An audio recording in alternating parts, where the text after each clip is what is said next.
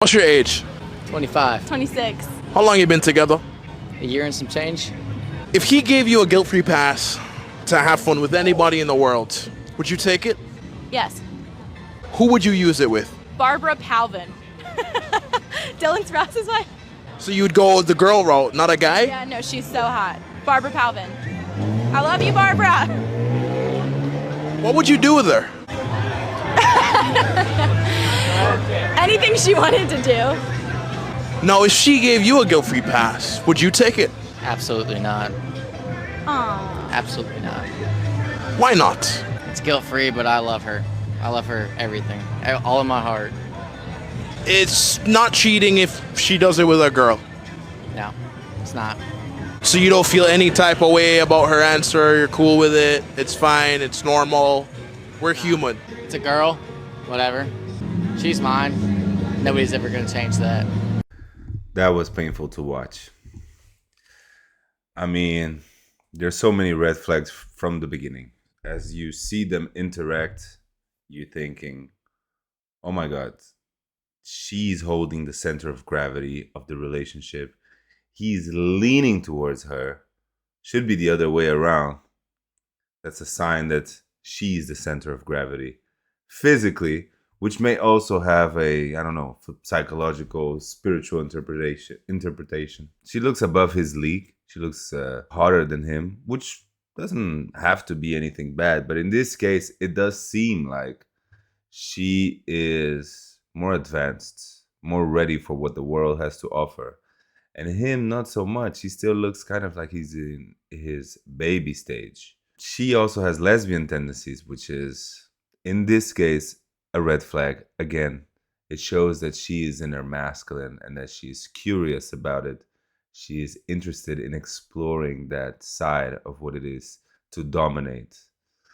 And he's fine being her puppy. When he says, because I love her or something like that, she goes like, ah, that's a sound you never want to hear, guys. Guys, if your girl ever does that sound, that endearing, infantilizing sound towards you, know that you are on a very slippery slope, okay? Meaning she's about to look at you as a boy and never as a man again.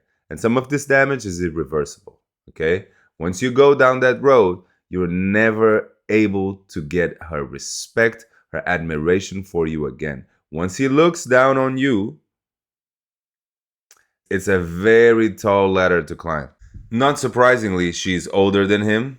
So everything is adding up here. The math is mathing. Now, there's nothing wrong with wanting to use a guilt-free pass. Basically, the question implies that in some sort of different conditions, if you wanted to open up the relationship in any way, would you actually consider, would you take it upon you?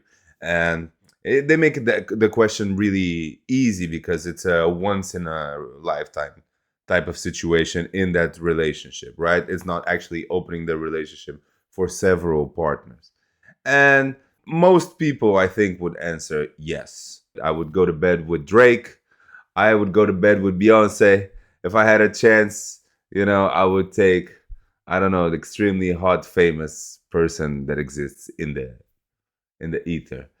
But his answer is the worst because it shows how whipped he is. Meaning that the man is biologically designed to pursue heterosexual targets and as many as possible. And of course, I support monogamy. It's good to be monogamous. It is healthy for society. And that's what we do through self-control and discipline. But to go to the length of having your girl say it first, and then you in her face, not even having the testosterone to admit your true desires, what would you do in a world without guilt, without morality, without the need to have disciplined behavior? And tell her, no, I wouldn't want anything. I wouldn't need anything. I mean, dude, you are setting yourself up for failure.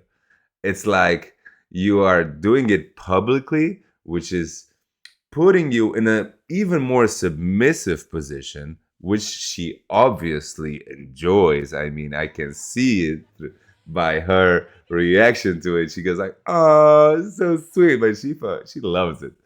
She fucking loves it. And him saying, "No, I wouldn't do it because I love her too much." What does love have anything to do with it? You know, it's, remember, boys, it's about power. It's not about love. There's a reason why arranged marriages last a lot longer than modern marriages. And that's because it's the commitment and the alignment in terms of cultural values, moral values, norms. Those are the determinants of long lasting relationships. Being able to understand each other between the lines and having unwavering commitment even when things don't go well. Those are the things that make relationships last long, not love. And I can I can guess with a lot of guarantee, unless he loves to stay in a submissive position and she loves to have a man in a submissive position, I can imagine that this relationship will end very soon, because she will find somebody that is able to make her feel like she is looking up to him, make her feel like she is contained. That somebody who will actually provide the strength and the solidity for her to relax within that space. And that man is not her man. Might be her boyfriend, but it's not her man. And this is just the way relationship works. This is why we have implicit exclusivity agreements, because you belong to somebody. It implies some sort of property. She's so hot. Barbara Palvin. I love you, Barbara. She's definitely a freak. The way she says, "I love you, Barbara," damn. Son, it's giving. It's giving. What would you do with her? Anything she wanted to do. Anything she wanted to do. My God, Lord, praise the Lord. This man cannot contain her. This man does not have what she needs. Perhaps what she needs is freedom. Perhaps what she needs is a submissive man that just stays there, and does not feel intimidated by her fire, because he enjoys actually being under her fire. She's mine. Nobody's ever going to change that. My God, dude, you are setting yourself up for failure. Of course somebody's gonna take that. The entire, life will take her away from you. Nothing is guaranteed. So when you portray yourself to a woman with the energy that you are fearful of her departure, that you are afraid that she might leave you, you suddenly create the energy of repelling her. When you try to hold on to a woman, that's when she feels repelled. You have to actually give her a space for her to come towards you.